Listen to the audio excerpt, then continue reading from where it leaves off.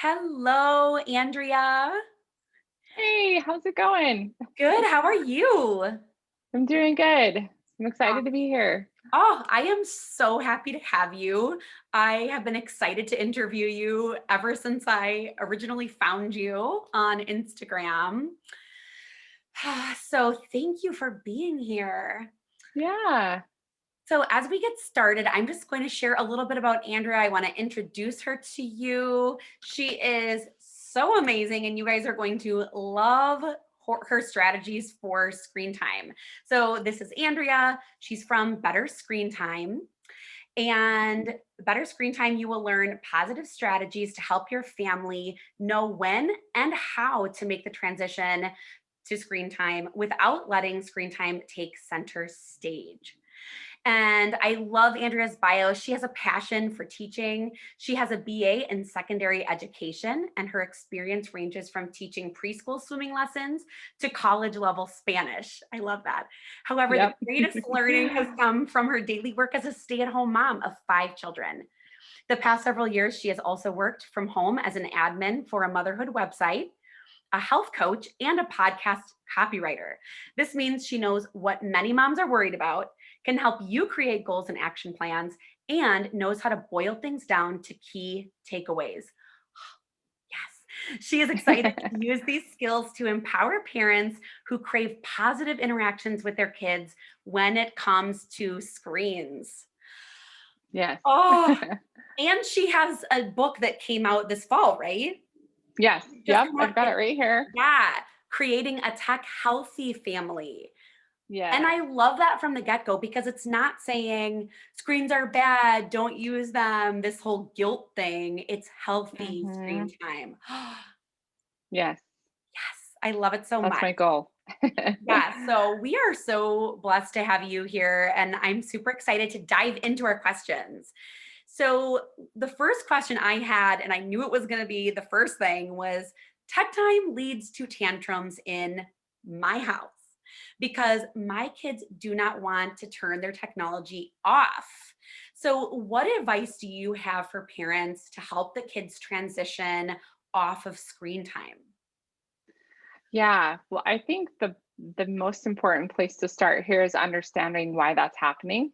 Mm, And I know that when first interactive screens came onto the scene, a lot of tech companies really pushing those toward our kids because they're apps that are educational and different things like that. And what they've found over the years since these interactive screens have come out, there's a great book called Reset Your Child's Brain. It's mm, by Dr. Victoria Dunkley. And she and other people have done a lot of research in looking at the difference between these interactive screens like an iPad or just any kind of a touch screen and let's say like a television. And so what happens when kids are using an interactive screen? It's actually increasing the dopamine in the brain. And so our kids are actually getting kind of a high off of interacting with these screens because it's rewarding. It's like mm. rewarding to their brain. Kind of a little bit like gambling or that those kind of, I guess we call them behavioral addictions. And no one's necessarily calling screen time an addiction, but it can start to feel that way to a brain. And so if you think about what it's doing and then also think about what a child's brain looks like. So we know that our children's brains are not fully developed yet. And Right. specifically, the prefrontal cortex, that's the part of our brain that makes decisions. So it's responsible for decision making. That part of the brain, especially, is not developed yet and really isn't fully developed until we're in our mid 20s. And so there's two things going on. You take a screen that's very interactive, that's actually been designed with persuasive design, where people are actually trying to get us to stay engaged because Right. that's their job. And then you've got this other thing going on where you've got a child that doesn't have a brain that's fully developed. You mix those two things together and you have a child that does not want to get off of a screen because it's very entertaining, it's very engaging. And yet we know that technology can be super useful. It's part of our daily life now. So I think one thing that's really important is we have to step back and think, how old is my child? What kinds of games and content am I allowing? Are we allowing in our home? And what kind of parameters have we set in place ahead of time to be proactive?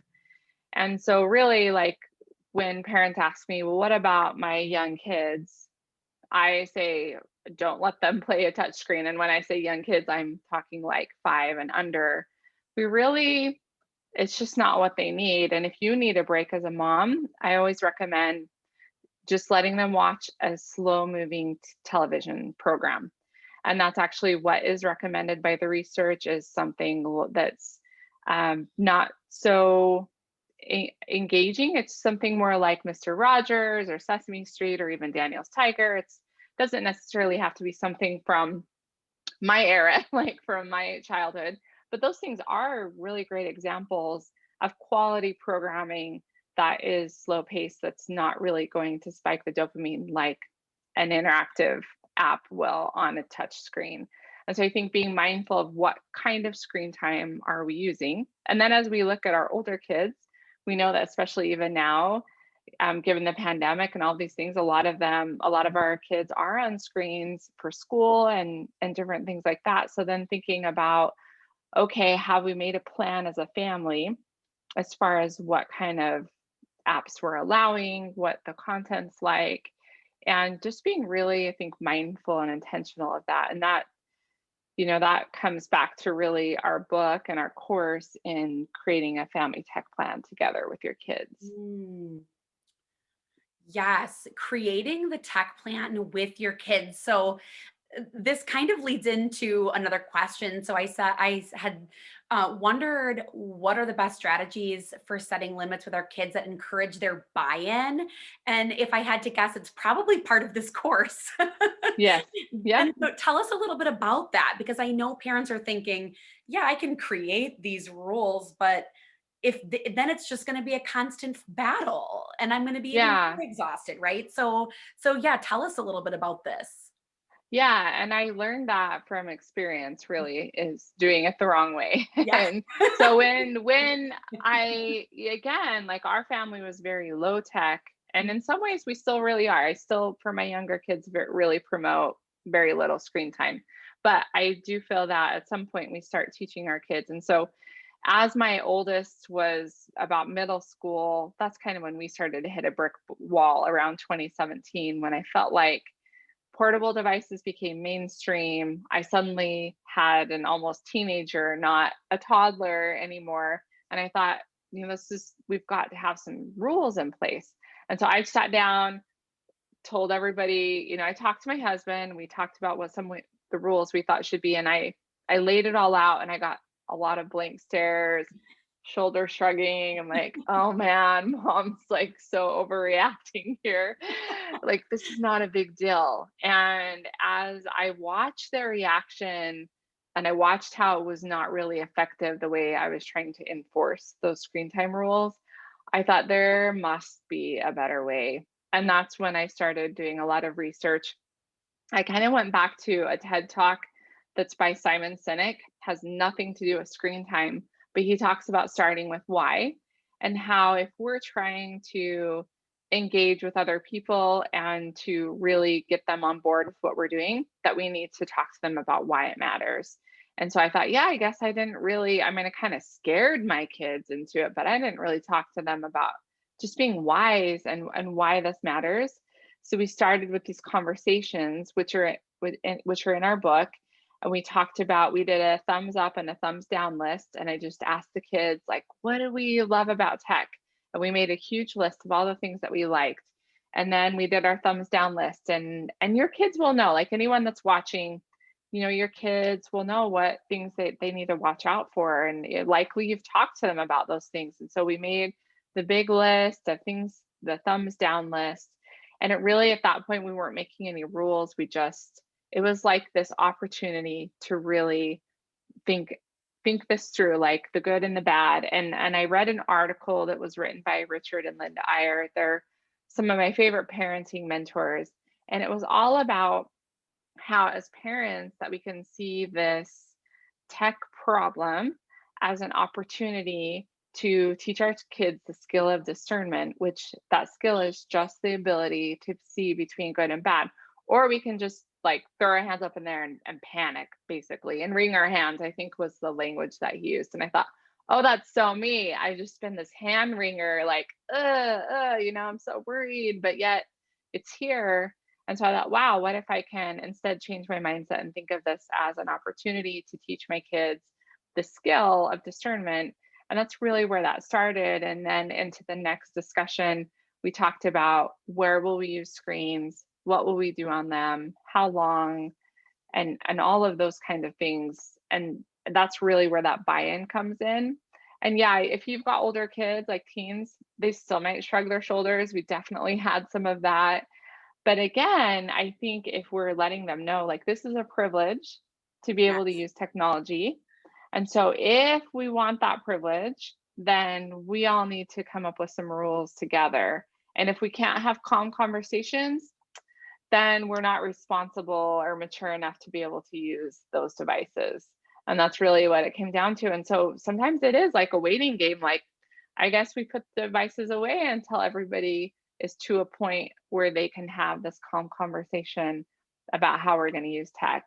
And then, and it can take time. And if you've got younger kids like 10 and under, really like between 5 and 10 is that sweet spot where they really are just going to be a little bit more like go along with things. And that's nice because if you can lay that foundation, I mean, I found it so much easier with my younger kids than it was with my older ones, just because it's kind of like a protocol. Like if you take your shoes off when you walk into your house or whatever, it's just, this is the way it's always been. So I know that this is how it is in our house.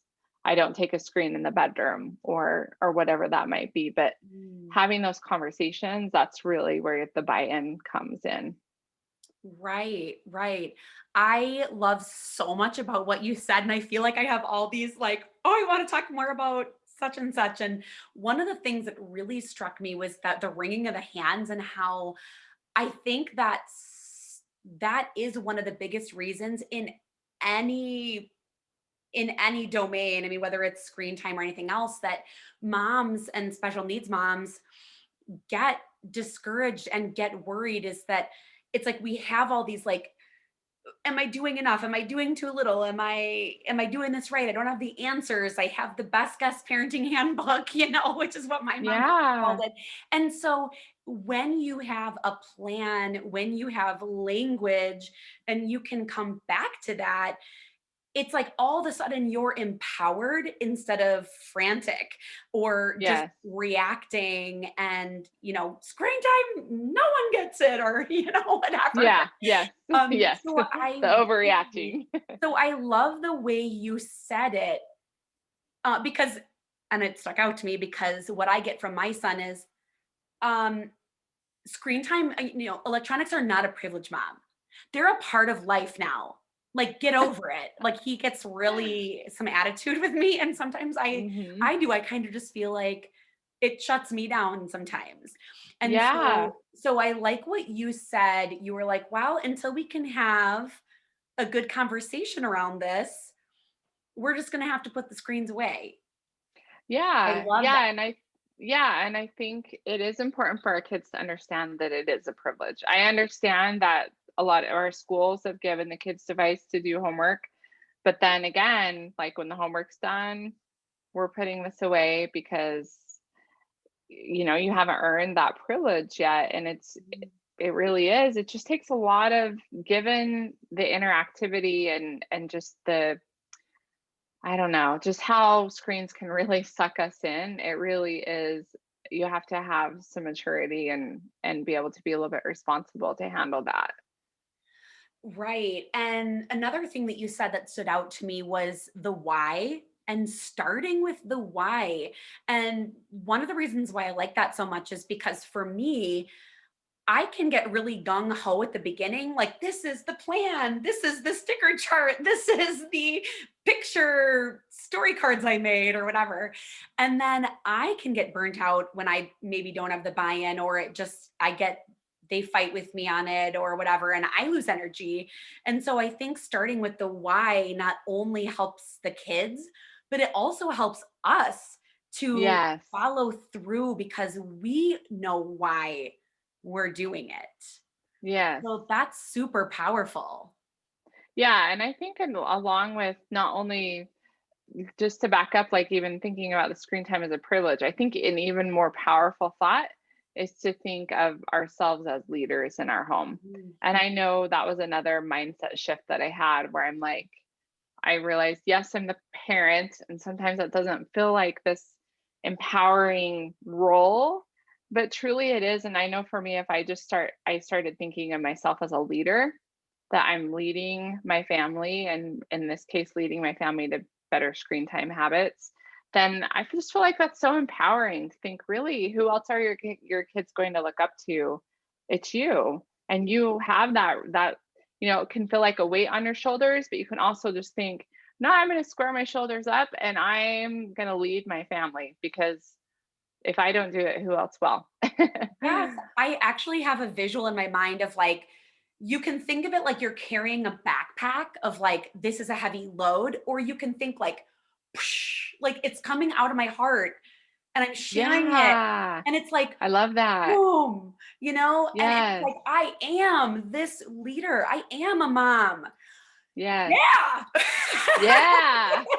Totally. Yeah, and isn't that I'm just like you feel so much better about it? So then like when someone's just like, "Ah, mom, I'm not done yet. I need 20 more minutes or whatever." Then instead of just like where you feel like you just kind of want to cave because it's like, how many more times can they ask? It's like, nope, squaring my shoulders up. Like, this is what we decided. We decided this together, and this is why.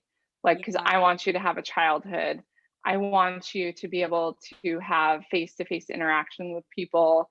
I want you to build skills so that when you leave home, you know how to chop an onion and you know how to, like, I sent my 16-year-old to the post office yesterday for the first time on her own. Like, she got her driver's license, just in January. And this was like a big thing. I gave her my debit card. I had to mail some books to people and I asked her to do it. And you just think, yeah, that's what like being a leader in our home is like asking our kids to do these things and helping them develop those skills instead of just like, now I'm just going to sit here on my phone and text my friends, yeah, you know?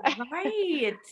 Yeah. Oh, and like when we see our kids, like when we see ourselves as that, we can see them. Like you can do this Yeah. too.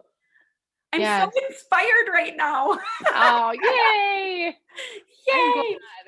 Yay. So this leads me into another question because and this might tie in with like maybe when you're making your why or your good and bad list or whatever when you're putting together your plan. Family tech plan. Yeah. Yeah, how can you help your kids know their cues in their body? Like it's I really need a break. Sometimes I tend to trust them that they'll know, but then also other times that really backfires. So I can tend to kind of go back and forth between, do I let them experience it and kind of learn by doing things and seeing what works and what doesn't and have conversation, or like how can I help them to kind of think about it ahead of time to really notice their own cues and know when enough's enough if it's not in the plan.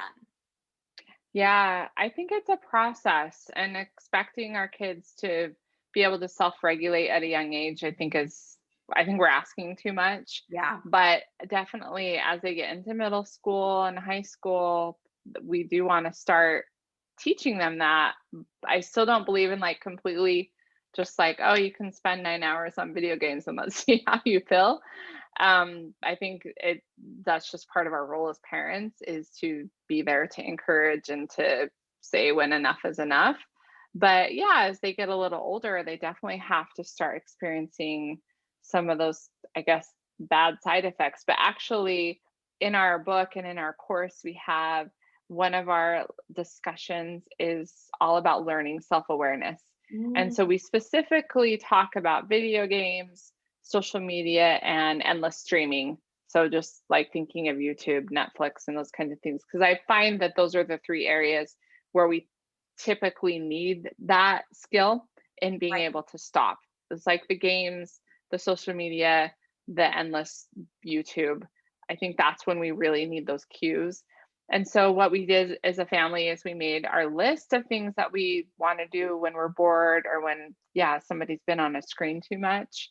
And I think that that's a great discussion to have with your kids. Like, when you feel stressed out, what's your default? Like, what do you go do? And Mhm. then my husband and I shared as well what things relax us and what things help us to be more in tune with our body and our soul and all those things that really need to be in place before we're, so that we're not just wasting endless hours on a screen and then regretting it, and that those minutes add up too. I think that's an important conversation to have when you're talking about that self-awareness. Like, you might think, oh, I only was on screens for 3 hours, but you think like, even like looking at the math, and this works really well with boys actually because they tend to like logic, but like, let's add this up. If you were to spend 3 hours playing video games like every day or whatever, how many hours a week would that be? Okay, how many hours a month would that be? How many hours in a year? What could you do with all of that time? Yeah. And I think that like really showing them, and what are we missing out on? And I always ask them that, like, what do you wish you had more time for? And I think as parents, we can think of all kinds of things that we wish we had more time for. And I tell my kids that. I say, you don't ever get this time back. And then not in like a guilt way, but just think about it. And one of my other daughters has been doing some sewing, and I don't sew at all. In fact, my husband's an engineer, so he knows how to run the sewing machine. I love that. So he helped her get going on it. And she's been sewing a bag. And I just so impressed because I told her, I said, that skill is a lifelong skill. I can't tell you how many places where I have been totally unhelpful because I can't sew, and of course I have other skills, but just thinking like, what are those skills that our kids are missing out on if they spend too much time on a screen too? And just having the conversation with them and making a list. What do you want to do when you've been on a screen too long, or you're just bored and you want to get on a screen? What could you do instead? I love that so much because what you're really doing is becoming an opportunity maker. So instead of just let's just get through the day, it's like you're allowing your kids to get into their creative juices or to think like you're going to become more of who you are in developing these skills, and you're just creating these opportunities for them whereas with screens it's just you're entertained, or maybe you're connecting, but you're just kind of Yeah. endless, like mindless in a lot of Yeah. instances. Yeah, totally. And I always talk to parents about the 3 C's of screen time. And that's not something I came up with. I've heard screen time experts talk about it a lot, but I share it often because it works really well. But when we're thinking about balancing screen time, we can think about connection. Are we connecting with someone, or are we creating? And those are two really great uses of screens, like doing FaceTime with grandma and grandpa, or even like we're a little, maybe for our older kids, they're learning how to code or something like that. Are they creating something? Or my kids really like to make movies together. So they'll make a movie, and I think they're all doing it together. No one's just sitting there sucked in on a screen. And I'm okay with that. Like, if they all are making a movie together and it takes a couple hours, they're using a screen, no problem, because they're all together, they're doing something creative. And then that last C is the one that we have to watch out for, and that's consuming. And Mm. so, of course, a lot of us like to unwind with a screen, and there's nothing wrong with doing that once in a while. And I think that is an important conversation to have with our kids. But that's the one that usually gets us where we end up just sucking away a lot of our time and mental energy. And I think that there's so much that our body and our soul needs, just like fresh air Mm. and time to think. And those are the things that we kind of end up feeling depleted if we don't get those things. Yeah, that is so good. And I saw the 3 C's on your Instagram page. I think it was either last night or this morning. And actually on the way to school this morning, I told my kids about it. in the car. Oh, nice. And Yay. now, remind you, my 13-year-old is the one that thinks screen time is a divine right. Right? And he shouldn't have to work for it or anything. And that's just, he's got that black and white mindset. And it's like, I'm Yeah. right and you're wrong. And he was like, hmm, this is really interesting. Like you could really see his wheels turning. And he was like, this is really insightful. Like you could really tell. Good. And so I'm really excited about that. And one of the things that I love sharing with the moms I work with is like, you don't have to go from an F to an A, right? Because I feel like, in a way, I feel like a D minus in this area for my own kids. Mhm. And sometimes it feels stressful to think like I have to get it all right. Or Yeah. it's nothing, but like even just increasing our mindfulness, if that's what we get today, like that's a win, that and to build from there, I love these ideas for building a better screen time and having that in mind, and just that it can be this process of getting better at it over Yeah. time, which is Yeah, helps me. definitely. Well, and moms, we're so good at guilt trips, like most especially on ourselves. And Right. so it's not helpful. I mean, it's helpful to a point if we're feeling motivated to make some changes, but then after that, it's usually not very a helpful or useful emotion. And so then it's like you said, I love what you said, how we're just, you know, baby steps. We don't have to go all the way to an A, but just what can I do tomorrow? What can Mhm. I do this week to make screen time better for our family so that we're connecting more? And again, that's always my goal at better screen time is I just want to see families connecting outside of a screen because I think that that's really that's my main concern when it comes to the effects on society and on families is that it really is becoming a wedge in relationships Mhm. and in marriages, in relationships between parents and teens. And we don't want that. We don't want that wedge in our relationship. It just, there seems to be one other part of our life, of our day, just like all the other things that we do. We don't want it just like stuck in the middle between that relationship. Right. And tying it, excuse me, tying it in with the tantrums and stopping tantrums before they start, I take it back to what you said in the very beginning with the science behind it, that it's you're getting this dopamine hit and then you're trying to get the child off the screen time. And so you have that tantrum component. But then if they're on it too much and you're not connecting, in all the research I've done and what I follow is connection is really what's going to lead to the cooperation. And so if they're Yes. on their tech all the time and you're not connecting, that's another area where the tantrums can creep in because you Yes. also haven't connected. And so I can really see this in of why screen time was so important, and I'm so glad you're here on this summit, is that because it's such a big part of our life, and it can be such a tantrum creator that Yes. it seems like it's really about limiting it in a healthy way so that you still have the greatest intention of connecting with your child, and that'll also help with the dopamine situation that's just a part of the screen time, um, that you can't necessarily get away from completely, but that it all works together. Yeah, yeah. And another just kind of more practical tip on the tantrums that I should have mentioned earlier, but one thing that's worked really well for us is having a conversation ahead of time about what will happen when screen time's done. And so it's Yeah. always like, then that's more what we're thinking about and we're focused on.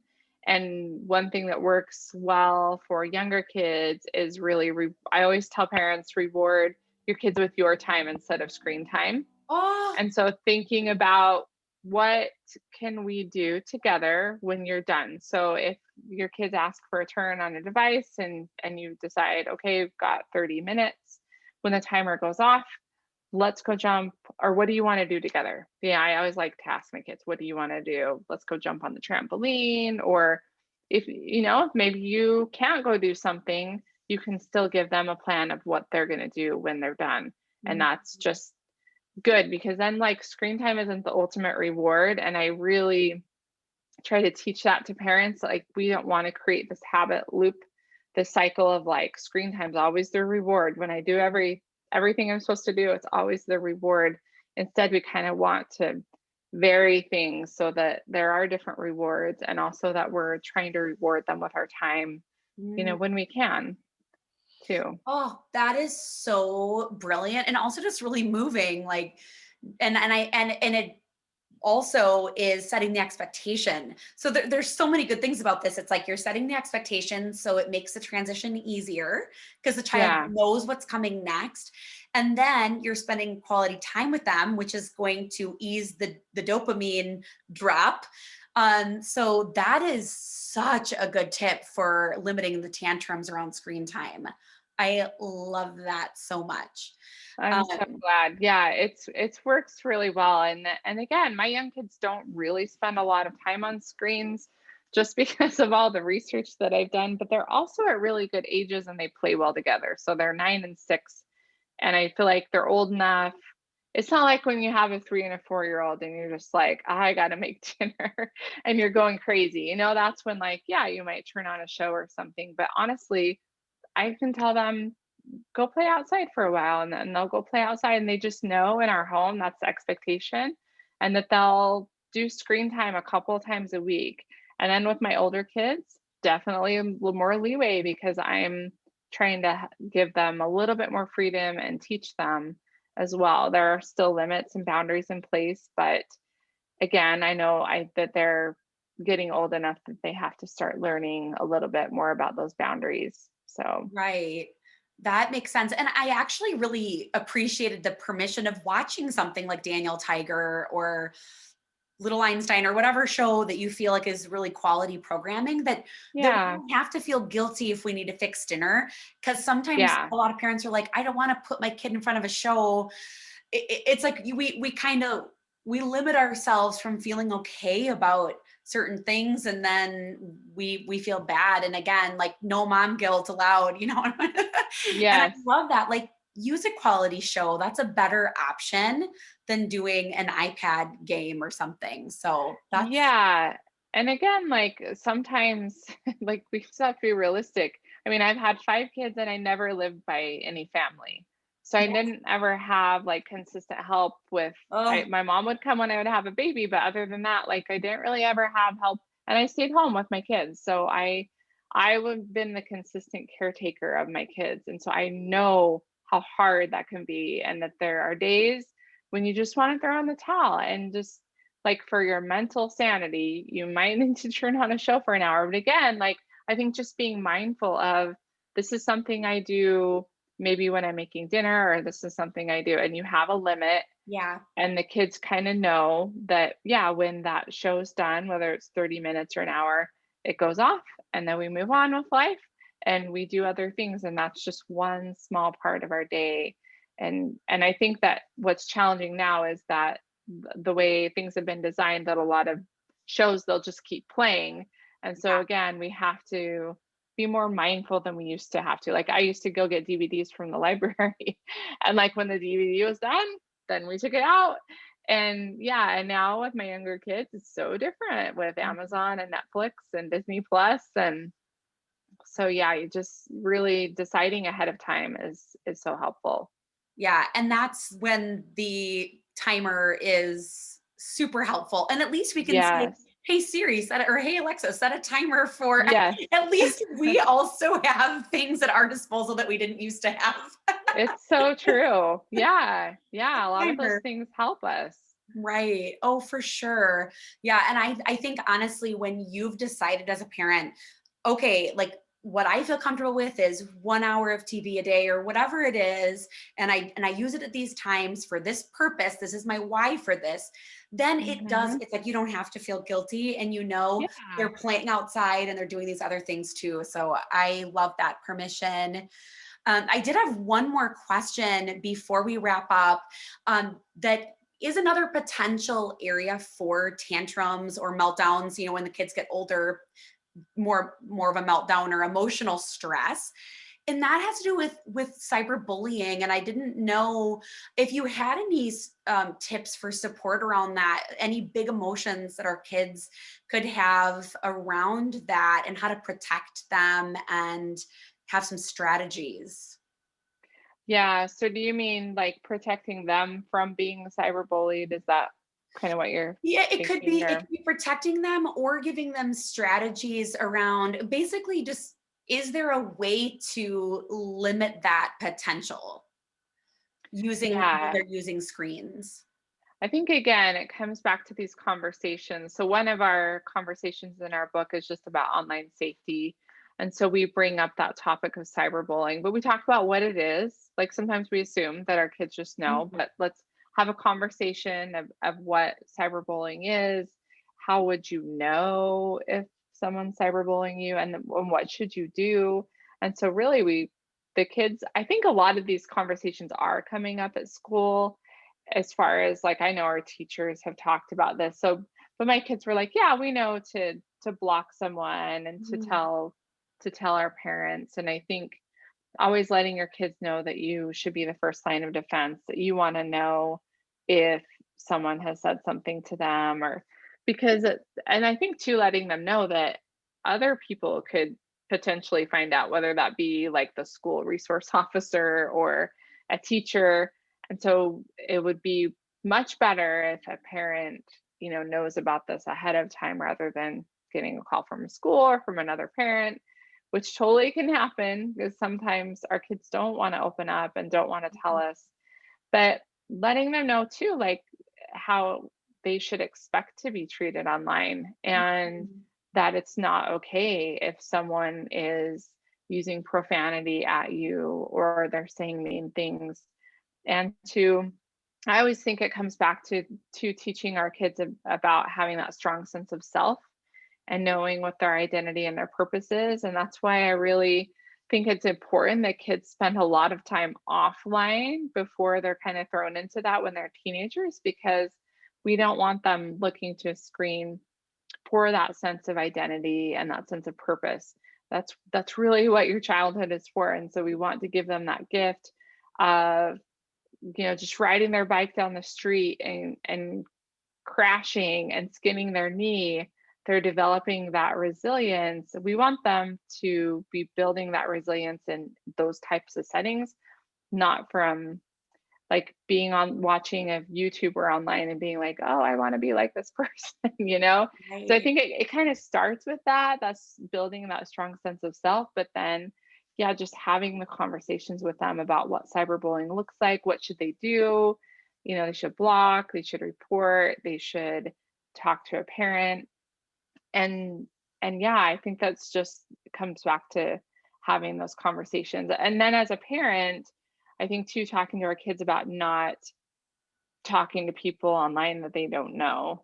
That's really important. And that comes back to like what platforms are we allowing them to use, and have we done our research and our homework to see, oh, could an online predator contact them through that app? We need to know those things. And if we haven't done our homework and we haven't like poked around on the app and used it for a while, then we definitely don't want to download it.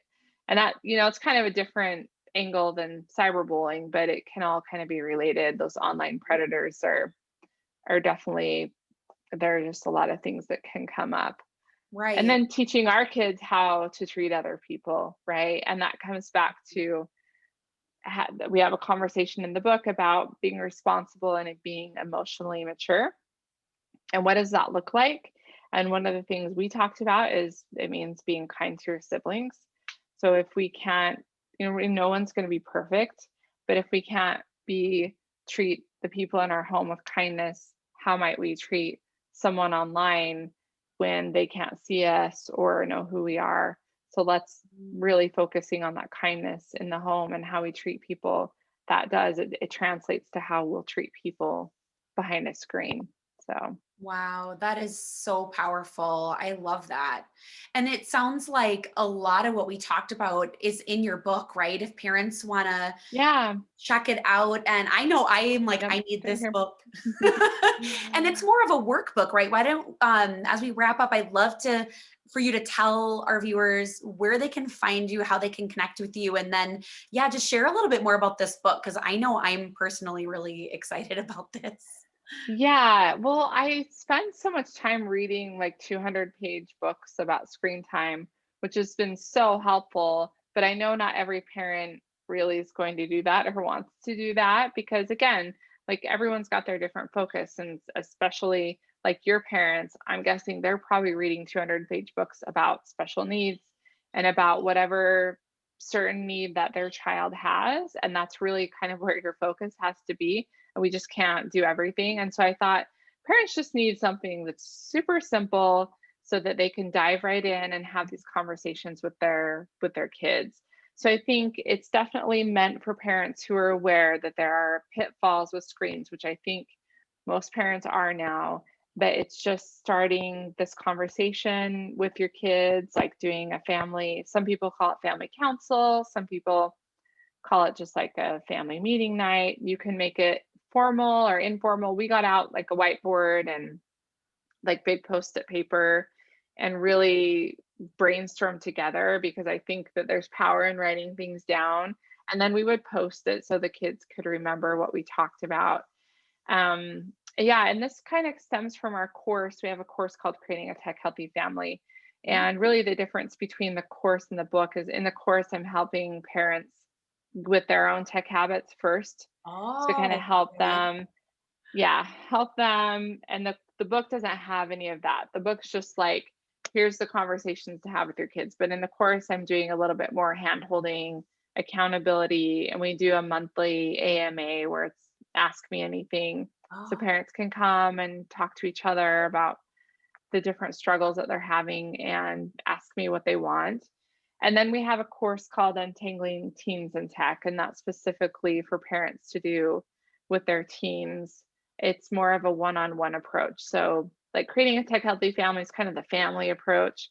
But I think once you've got an older child, there are certain conversations that you probably won't have with your younger kids, and also that are just more private. And I noticed that as I did this with my team, that there were topics that came up in our conversations, not even related to screen, but because I had kind of opened the door and made that opportunity available, it just it's just awesome because then too you're developing that relationship. So that's what that course is meant for, is just talking to your teenager about pornography, talking to them about social media, just all those things that they are having to now navigate mhm. that we didn't really have to when we were younger.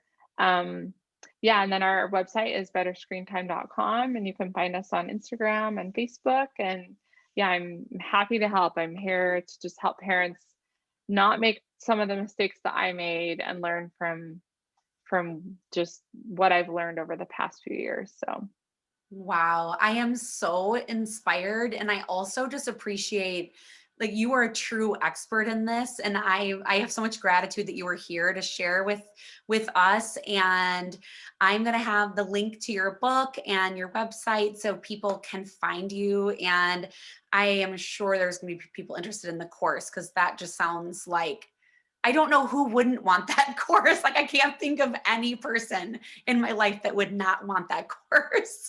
yeah, I So, wished I wished I would have had it mm, several years ago. I couldn't really find it. I really wanted that relationship first approach, and so mm. that's what we worked to create.